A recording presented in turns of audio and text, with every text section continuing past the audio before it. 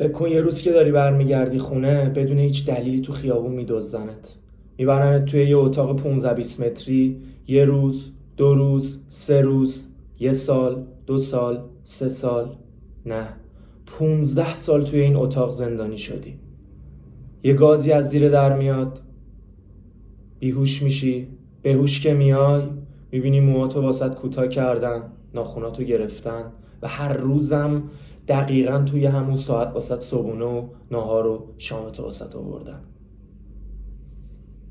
تویی و یه دونه تلویزیون و یه دونه دیوار و 1000 تا سوال که چرا این اتفاق واسه من افتاده، چرا من، پس کی قراره آزاد بشم.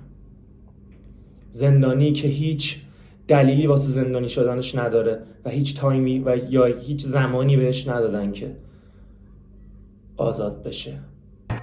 그때 그들이 15년이라고 말해줬다면 조금이라도 견디기가 쉬워졌을까? 아니었을까? همه این اتفاقاتی که گفتم میتونید توی فیلم اولدبوی ببینید. اولدبوی مریض‌ترین، عجیب‌ترین و کثیف‌ترین فیلم کره جنوبیه.